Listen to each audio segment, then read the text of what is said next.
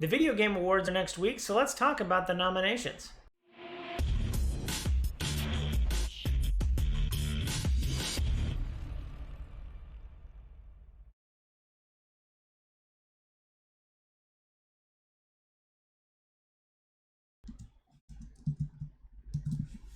What up, viewers? What up, what up? Today is Friday, December 6th, and that means it's time for a quick recap of the week in video game news. Like I said in the cold open intro, whatever you want to call it, the Video Game Awards are next week, so I wanted to talk about them a little bit before they happen, because by the time you'll see this next week, they will have already happened and we'll have a lot of falling action. So let's go through it. I don't have, God, what were the top 6 video game awards this year, or the video games? I don't have them all memorized. I think it's mostly down to Death Stranding and Control. My money is on Control because I think there was a lot of really somewhat negative press around Death. Not negative, but I don't think player sentiment was around Death Stranding. I don't think Death Stranding had a lot of curiosity.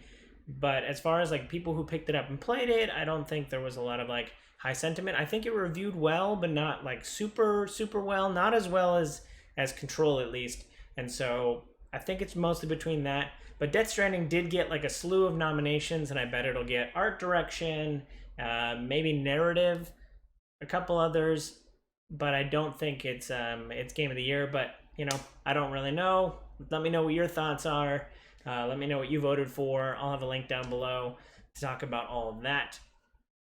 For people who aren't interested in the Game Awards, it is also a good marketing platform. Over the last few years, the Video Game Awards have become a really good place to like announce a game or talk about games. So Jeff Keighley has informed the community that there are 10 big announcements, world premieres that are going to be at the Video Game Awards.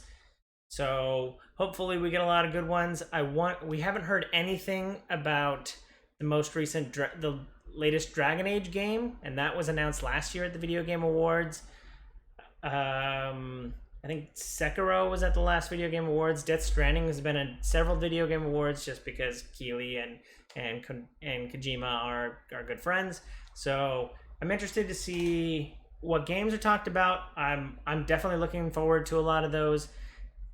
We'll talk why maybe not too many PlayStation games will be there. I'm excited for the Indie Awards. I think it's funny that the family games are all Nintendo products, which is kind of hilarious. But that's what Nintendo does best, is do a lot of family games. I think Luigi's Mansion is going to be a shoe-in for that. Yeah, so I'm excited for the Video Game Awards. It's actually become a big old thing, and in my household we sit down, we watch it, we take notes, we talk about it. I really like the Video Game Awards, and I'm glad that they have their own kind of award show. I'm really into award shows as well, so yeah, I think it's a good platform for talking about video games and kind of putting a bow on the year. So I'm looking forward to it. Let me know what you think down below about the Video Game Awards. What do you think is going to win? What do you think shouldn't be there? What do you think was snubbed and not there enough? Yeah, I'm excited, and yeah, let me know your thoughts. Moving right along, we're also forward-looking. Destiny 2's latest season, or at least Destiny 2's next season, Season of the Dawn, comes out next week. I'm looking forward to this with Google Stadia and my linked accounts. I think I'm going to be able to play a lot of Destiny, so I'm really looking forward to playing the new season if that's how it works. I don't quite remember what came in Destiny 2 the collection, and I don't know if I can play it on PlayStation with all my other friends. I don't know how saved works because I stopped following Destiny 2 for a while, but I am looking forward to the new season and potentially being able to play it now that I have Stadia and Destiny 2 the collection. But it sounds like you're going back to Mercury. We're gonna find out more information about Dawn 13. I don't quite remember the number. As a Destiny 1 Titan main, I'm excited to learn more about Dawn. But yeah, it should be interesting. Going back to Mercury, I hear that they will now allow sparrows to be driven on Mercury, so finally you can get around Mercury as fast as you want, because it was always annoying having to like jump from one side of the map to the other and there only being one place. Yeah, it was really annoying getting around Mercury, and I think they fixed that. Also, I think Osiris was kind of underused in the Curse of Osiris DLC, so I'm glad that the character's back and that we're gonna get more fiddly time stuff, which I'm okay with. So yeah, I think the Destiny 2 looks fun. Let me know if you pick it up, if you're going to be playing it or not. Also coming out next week is PlayStation's State of Play. Their own version of a Nintendo Direct is happening next week, and so I'm definitely thinking that they're going to talk more about PlayStation 5, maybe even give it an official launch date. They're going to give us, of course, they're going to have Last of Us 2 stuff. We've already know that the move has happened from February or March to the end of May, so we've got that to look forward to. I'm trying to think of what other PlayStation IPs I'm waiting on. I feel like they're gonna go like radio silent until PlayStation 5 is like up and ready. So, but they could surprise me with I don't know, a Spider-Man, but another Spider-Man in the works, another Marvel property in the works.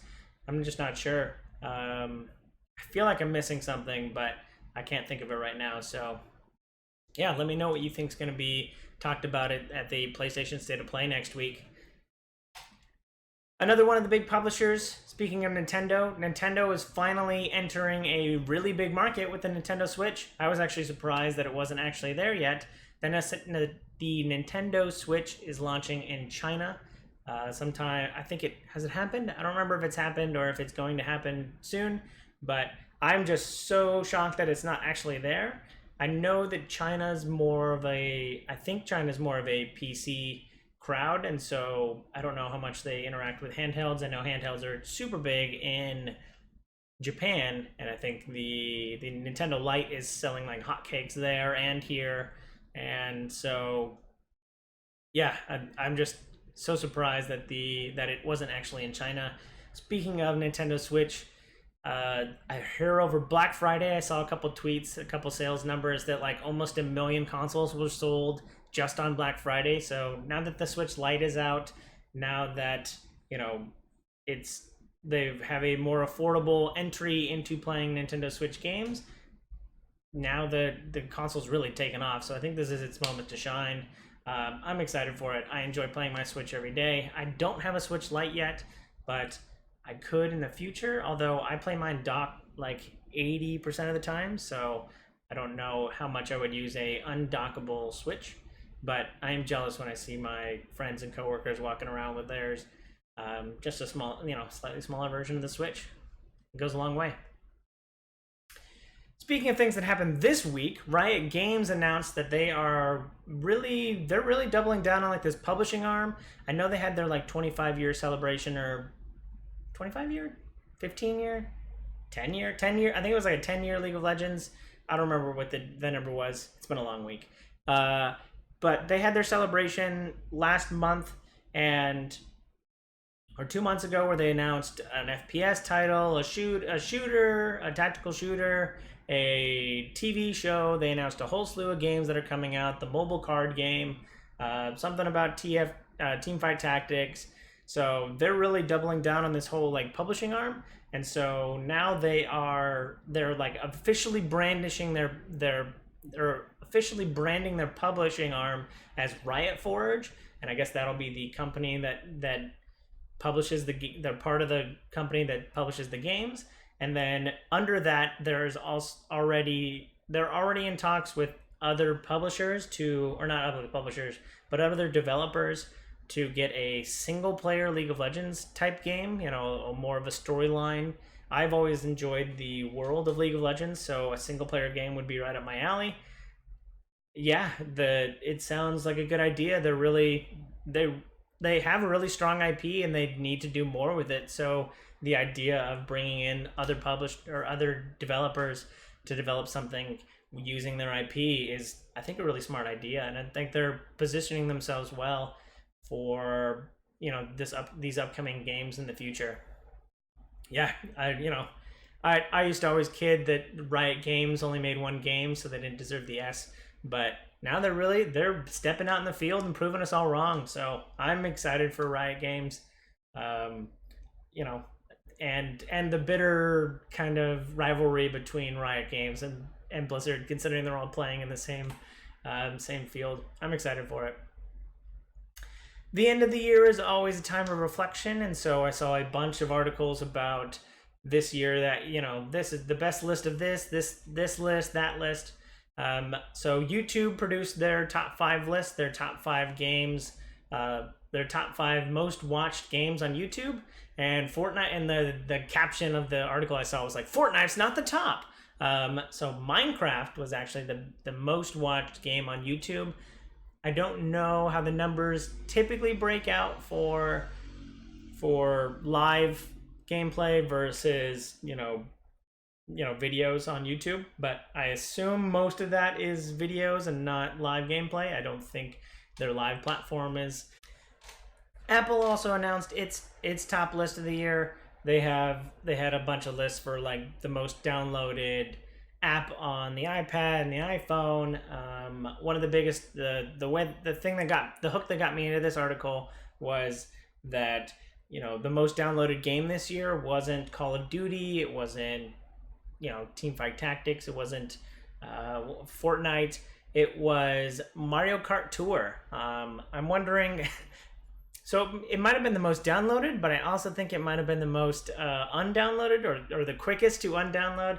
I know that Mario Kart Tour has had a bunch of issues with like predatory microtransactions. So yeah, I wonder how many people are actually still playing that game. I'm still playing Dr. Mario World, which I think launched this year. So that's the Mario mobile experience that I've been playing with. But yeah, I wonder what the current number of daily active users for Mario Kart Tour is, because it definitely had a bunch of bad press around launch with predatory microtransactions. But if they can get it right, Mario Kart on the phone, it'll download like hotcakes. Moving on to big deals. I'm a big fan of tabletop board games, all those kind of things. Amazon has a 50 to 75% off board games. One of the big ones, a bunch of the ones I saw were like One Night Ultimate Werewolf. Oh God, a bunch of other board games. I'm trying to remember all of them at this point. Queen Domino. A couple other really big Pathfinder miniatures. There was a bunch of board games. If you're into board games, you're looking for fun gifts to get for the family, I'll have a link down below to the Amazon board game sale that is going on right now. Like I said, at the end of the year, there's always a amount of reflection, and so I found an article this week talking about the year of the subscriptions, and I think that's aptly named. I feel like I remember at the beginning of this year, it was supposed to be the year of the Battle Royales because Blackout was coming out, Apex Legends had just come out, Red Dead Redemption was going to get like online plus Battle Royale. So it's funny to have it transform from the year of the Battle Royale, where I don't think a lot really happened other than Apex Legend entered, but didn't really like shake up the field. And now we've gotten to the point of like it's the year of the subscription. Now both of those can happen at the same time. They're not mutually exclusive, but year of the subscription is an apt name. I think my subscriptions have doubled, if not tripled, since the beginning of the year with Disney Plus, Xbox Game Pass, Nintendo online services. I used to only have PlayStation, and I don't know what's next. Oh, I have Stadia, but I'm not paying monthly for that yet, but I probably will. Just so many subscriptions. So yeah, it really is the year of the subscriptions. Let me know down in the comments how many subscription services you're signed up for, because mine is. But certainly not least, an article was talking about 2020 and what we have to look forward to. I'm looking forward to a bunch of games in 2020. Right now, top of the list are Cyberpunk 2077, Last of Us 2, Vampire Bloodlines 2, Doom Eternal got pushed out of this year into next. So I'm really looking forward to a bunch of 2020 titles. Most of those have slowly slipped out of Q1 into Q2, but still looking forward to them anyway. Let me know what you're looking forward to next year down in the comments. Thanks for watching. Hope you enjoyed this content. If you do, like, follow, and subscribe to me on YouTube and Twitch. Links down below in the description so you can see more great content like this. Thanks again. Hope you have a super day. Hope you have a super weekend. And I hope you have a super day. Bye!